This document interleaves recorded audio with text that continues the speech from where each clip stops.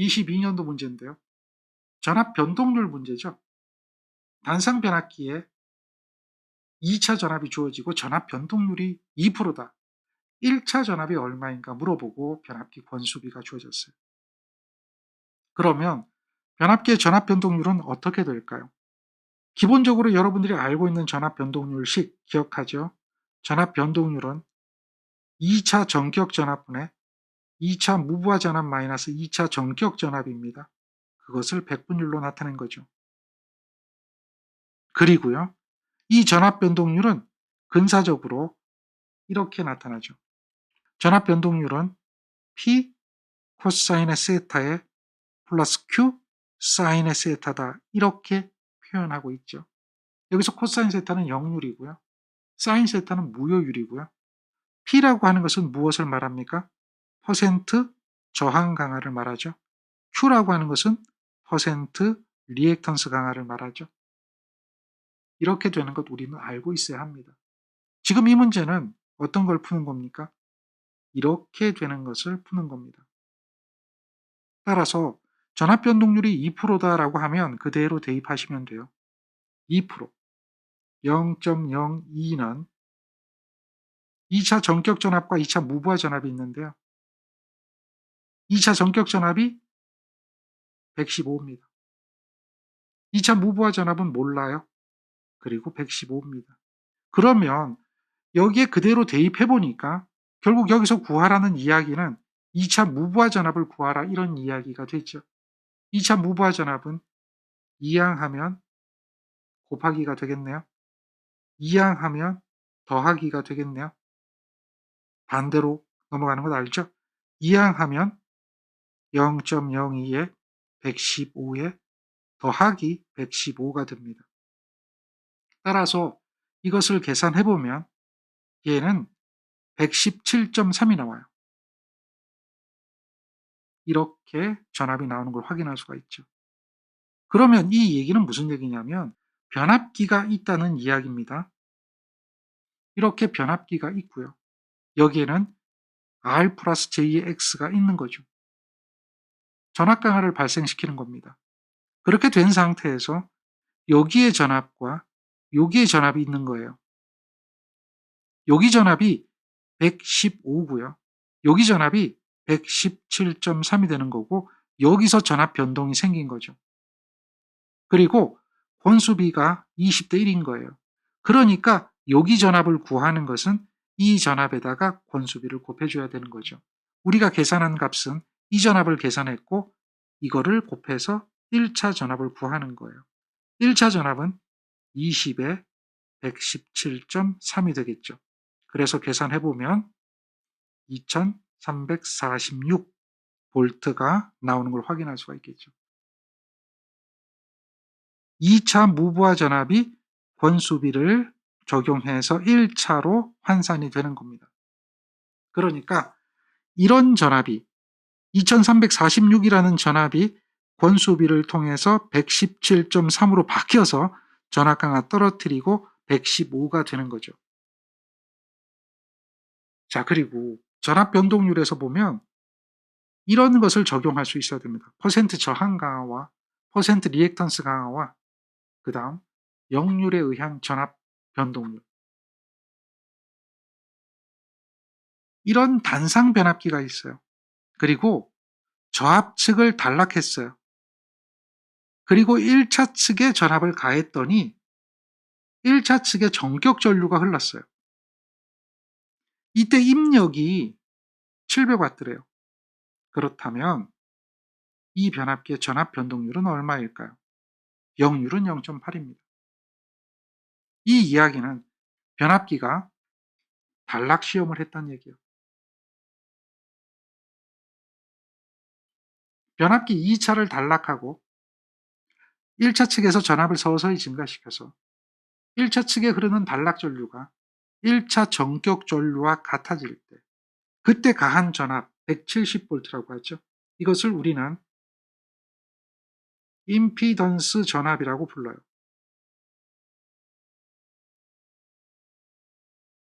그리고 그때 입력을 임피던스 와트라고 불러요.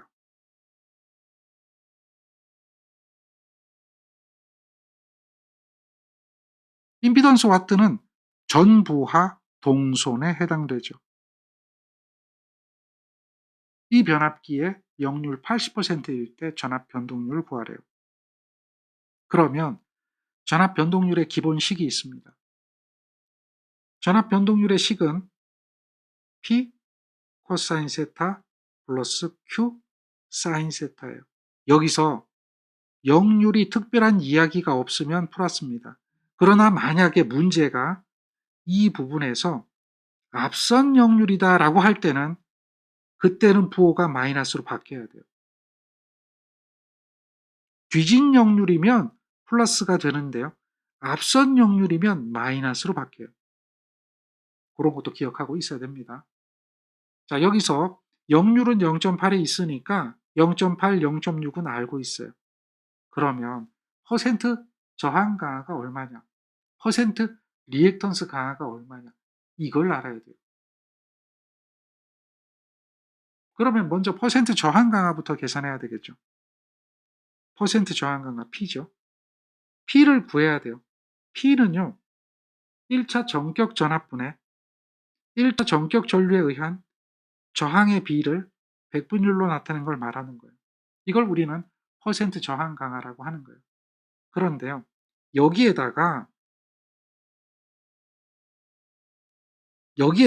i를 하나 곱하는 거예요. 그러면 여기가 i 자승의 r이 되거든요.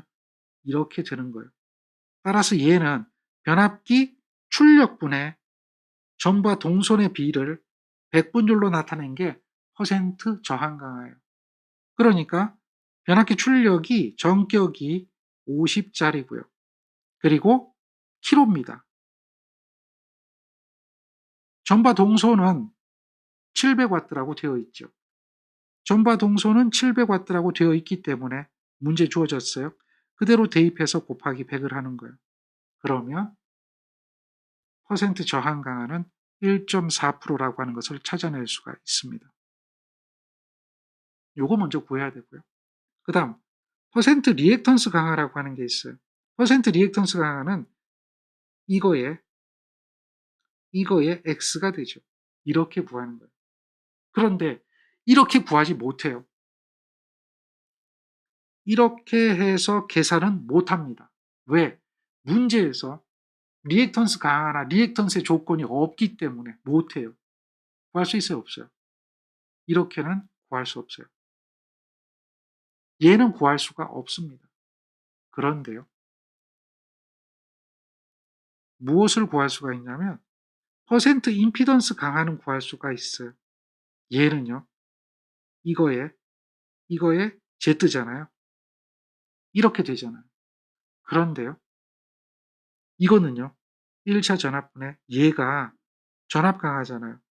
임피던스 전압이에요. 이거하고 똑같은 거예요. 그러니까 1차 전압이 문제에서 주어지기는 6600으로 주어지고 임피던스 전압 여기서 이야기한 임피던스 전압이죠. 이렇게 보면 170이죠. 이것을 그대로 대입하는 거예요. 이렇게 해서 계산하면 퍼센트 임피던스 강화가 구해지는 거예요. 퍼센트 임피던스 강화 구해보니까 얘가 얼마 나와요? 2.58%가 나와요. 그러면 퍼센트 리액턴스 강화 구할 수가 있어요. 퍼센트 임피던스 강화 2.58%의 제곱에 퍼센트 저항 강화 1.4%의 제곱을 루트 씌워주면 돼요. 이렇게 하면 퍼센트 리액턴스가 나옵니다. 얘 계산하면 2.17%가 나와요. 여기까지가 돼야 돼요. 그래서 그러므로 전압 변동률 얘는 P 코사인 세타 플러스 Q 사인 세타가 되니까요. 퍼센트 저항 강화는 1.4%, 역률은 0.8이 되고요. 퍼센트 리액턴스 강화는 2.17%, 무효율은 0.6이 됩니다. 이렇게 하는 거죠. 계산해보면 2.42%라고 하는 값이 나온다. 답 2.42. 이렇게 계산해야 돼요. 굉장히 어려운 문제입니다. 자, 여기서 여러분들 기억해야 돼요. 요걸 요렇게 된 것을 전부와 동선이라고 그랬고요. 요렇게 된 것을 임피던스 전압이라고 그랬죠. 변압기 2차의 단락 시험에 관해서다라고 하는 거예요. 단락 시험.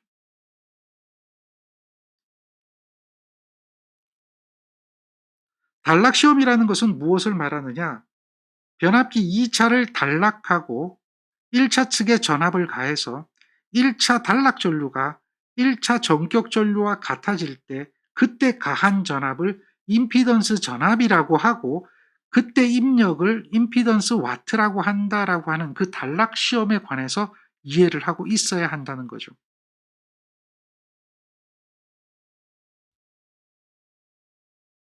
변압기 단락 시험을 하고자 한다. 그림과 같을 때 다음 강 물음에 답하라 그랬어요. KS 투입 전에 유도 전압 조정기 핸들은 어디에 위치해야 되는가? 일단 시험을 하지 않았으니까. 그리고 2차를 단락한 상태니까. 당연히 전압은 0V부터 시작해야 되니까. 전압을 0을 지시할 수 있는 위치에 둬야 되는 거죠. 유도 전압 조정기 핸들은 전압이 0이 되는 위치에 있어야 한다. 그리고 두 번째를 보세요. 시험할 변압기를 사용할 수 있는 상태로 두고 유도 전압 조정기 핸들을 서서히 돌려서 전류계의 지시값이 무엇과 같아져야 돼요? 1차 전격 전류. 1차 전격 전류 값과 같게 될 때까지 전압을 간다. 이때 전류계가 1차 전격 전류와 같게 될 때까지 전압을 간다. 전류계는 1차 전격 전류를 표시하는 거죠. 그리고 세 번째 문제 보세요. 전압계 핸들을 서서히 돌려서 전압을 인가하여 단락 시험을 하였다. 이때 전압계 지시값을 임피던스 전압이라고 하고 전력계 지시값을 임피던스 와트라고 한다. 전압, 와트. 공통적으로 들어갈 말은 임피던스.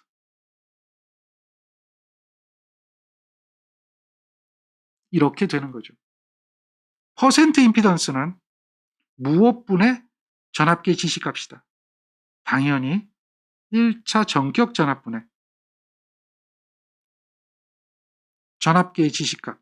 전압계의 지시값은 임피던스 전압을 말하는 거죠. 그래서 괄호 안에 들어갈 말은 1차 전격 전압. 지금 이 이야기가 그대로 문제에 나온 겁니다.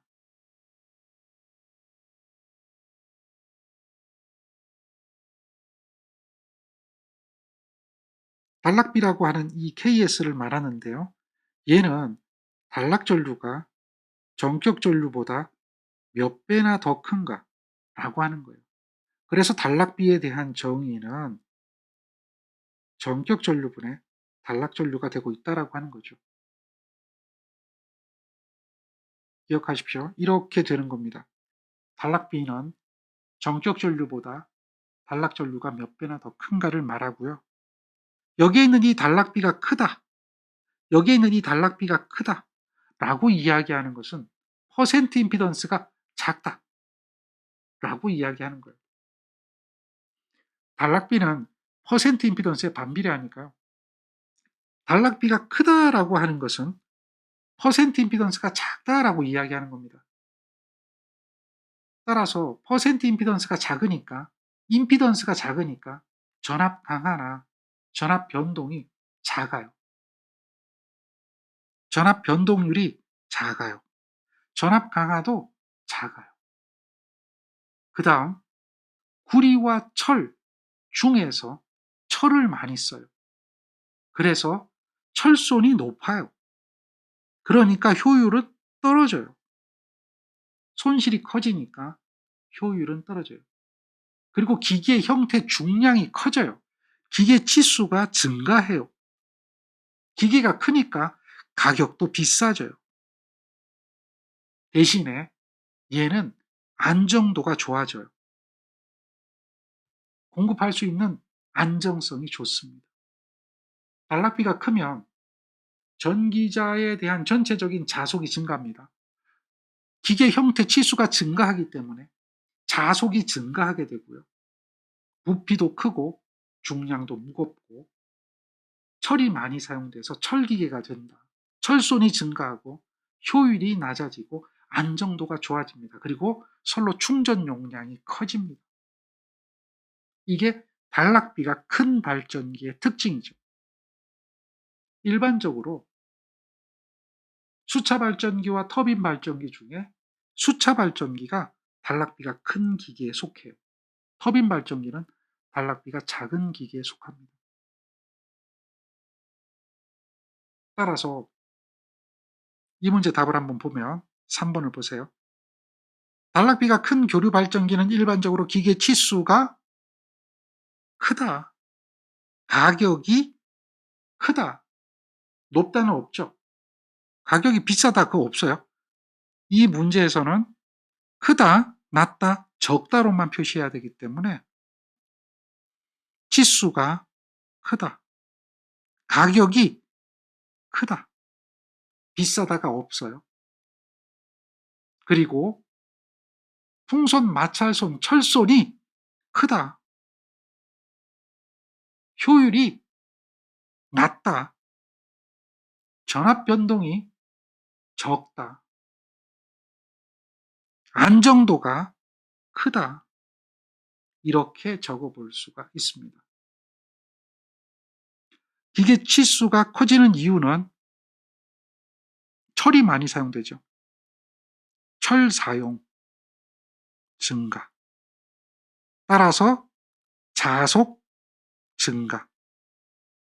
이런 특징이 있다는 거죠. 자속이 증가하기 때문에 부피가 커지는 겁니다. 이런 기계가 철기계다라고 하는 걸 우리는 알고 있습니다. 수차 발전기가 철기계입니다. 그러한 단락비를 계산해 보세요라고 하는 거예요. 단락비를 계산하려면 어떻게 하면 됩니까? 전격 전압과 용량이 주어졌어요. 여자 전류 300A에 무부하 단자 전압이 6000입니다. 단락 전류가 700이라고 주어졌습니다. 그렇다면 지금 단락 전류 여기가 700이 주어졌어요. 그래서 여기다 700 넣으면 되는 거예요. 그리고요. 전격 전류 계산해서 넣으면 되죠. 전격 전류잖아요. 전류는 용량 5000짜리를 루트 3 V 6000으로 나누면 됩니다. 이렇게 해서 전격 전류를 구한 거죠.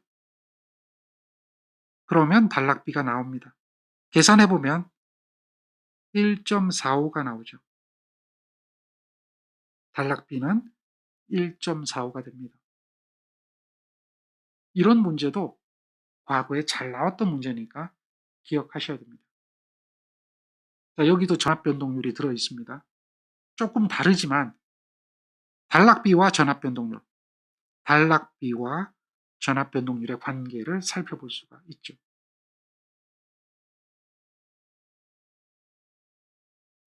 얘는 스폰 네트워크예요.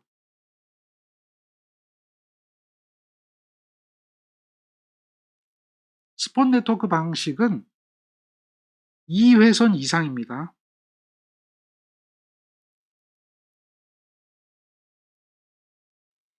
이런 방식을 말하는 거예요. 2회선 이상 수전하는 방식이다. 이렇게 기억하시면 돼요. 그래서 스폰 네트워크는 이렇게 되는 거죠. 이것을 말하는 거예요. 얘는 지금 몇 회선이죠? 얘는 동일 변전소에서 3회선이 나오는 방식이죠. 2회선 이상이에요. 3회선 수전도 가능한 거고 4회선 수전도 가능한 거예요. 이렇게 스폰 네트워크 방식이 있다. 3회선이다. 그러면 이 변압기 용량이 어떻게 되느냐 이렇게 물어보는 거예요. 그런데 스폰 네트워크 방식은 수전하는 회선수에서 한 회선이 고장이 생깁니다. 나머지 회선, 나머지 회선으로 무정전 공급을 하는 겁니다. 중요한 거예요. 모든 회선이 고장나는 거 아니에요. 한 회선이 고장 시 나머지 회선으로 무정전 공급하기 위한 수전 방식이 또는 배전 방식이 스폰 네트워크 방식이에요. 두 회선이 고장난 게 절대 아닙니다. 한 회선. 그래서 이 특징을 쓰라고 하잖아요. 특징. 이 잘못 쓰는 사람들이 굉장히 많은데 특징을 쓰라고 하니까 무정전 공급 이렇게 쓰면 안 된다는 거예요. 따라서 특징을 쓰라고 하면 무정전 공급이 가능하다 이렇게 쓰면 안 돼요. 어느 때 무정전 공급이 가능한가? 한 회선이 고장 났을 때 무정전 공급이 가능하다 이렇게 쓰는 게 타당한 거죠. 그래서 이것 때문에 변압기 용량은 회선수 마이너스 1이 되는 거예요. 원래 변압기 용량은 어떻게 구합니까? 원래 변압기 용량은 최대 수용 전력이잖아요. 최대 수용 전력이 변압기 용량이 되죠.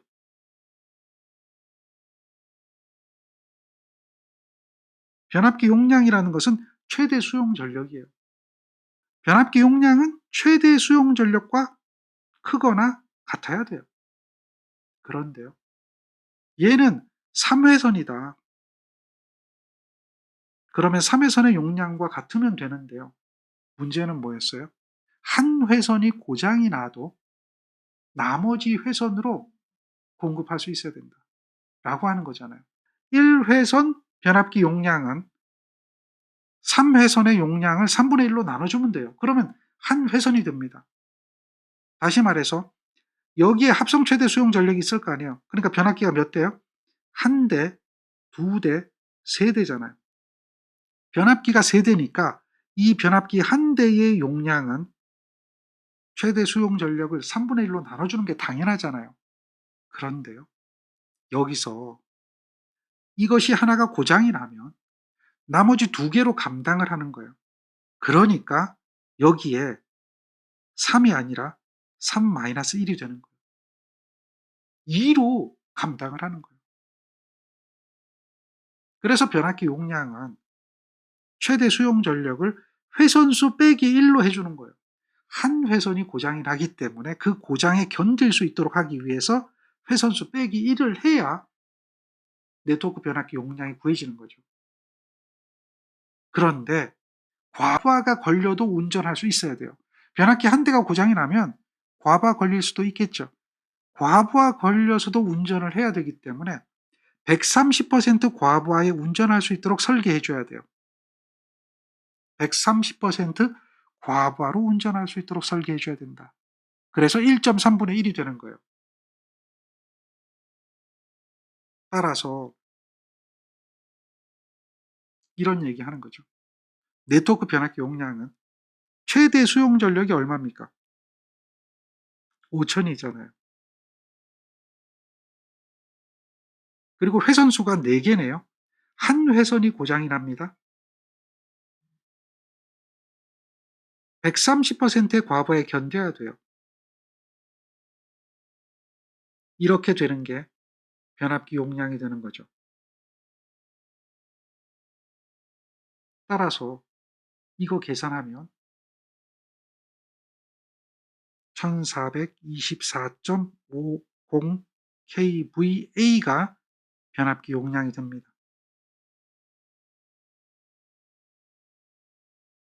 여기가 왜 마이너스 1이 되는가를 알아야 되는 거죠. 그 이유는 여러 회선 중에 한 회선이 고장 나도 무정전으로 전원을 그대로 계속해서 공급해야 하기 때문에 그렇다. 따라서 이 특징 쓰는 문제도 나오죠. 특징 쓸 때 무정전 공급 가능하다라고 하면 안 되고 한 회선 사고 시에도 무정전 공급 가능하다라고 쓰는 게 맞아요. 그리고 한 회선이 정지하여도 정전이 발생하지 않는다. 똑같은 말이죠. 그래서 이거 두 개를 같이 쓰면 안 돼요. 둘 중에 하나만 써야 돼요. 그리고 한 회선이 고장이 나면 차단과 투입 동작이 모두 자동적으로 이루어져요. 정지나 복구 시 차단기의 개방 및 투입은 모두 자동적으로 이루어져요. 그런데 2차측 차단기가 그걸 해주는 거예요. 이것에 대한 투입과 차단 동작, 얘네들의 동작은 모두 자동으로 이루어져요. 그걸 해주는 게 네트워크 프로텍터라고 하는 이 기능 때문에 그래요. 그리고요, 얘는 저압 차단기인데 여기 보면 특고용 차단기는 없어요. 특고용은 차단기가 없고 단로기만 있거든요. 그런 특징이 있어요. 따라서 1차 측의 차단기가 없다. 똑같은 말로 1차 측 차단기를 단로기로 대체할 수 있다. 두 개는 똑같은 거죠. 동시에 쓰면 안 돼요. 한회선 정지해도 변압기는 과부하 운전으로 최대 수요 전력을 분담한다. 이 이야기 때문에 네트워크 변압기 용량을 그렇게 선정하는 거죠. 130% 과부하를 8시간 동안 견디게끔 설계하는 거예요. 이렇게 설계하게 되면 수용 변동의 탄력성이 좋다. 이렇게 돼야 되는 거예요. 탄력성이 좋다. 이렇게 쓰면 답이 안 돼요. 부하 변동에 대한 탄력성이 좋다. 이런 정도로 쓰면 바람직한 답이 되죠. 고부하 밀도 지역에 적합하다. 그런 이야기는 가능하죠. 적을 때 명확해야 됩니다. 여기 보니까 변압기 용량은 이렇게 물어봤지 전격이 얼마냐 묻지 않았어요. 그리고 전격표가 없어요. 또 변압기 규격은 이렇게 묻지도 않았어요.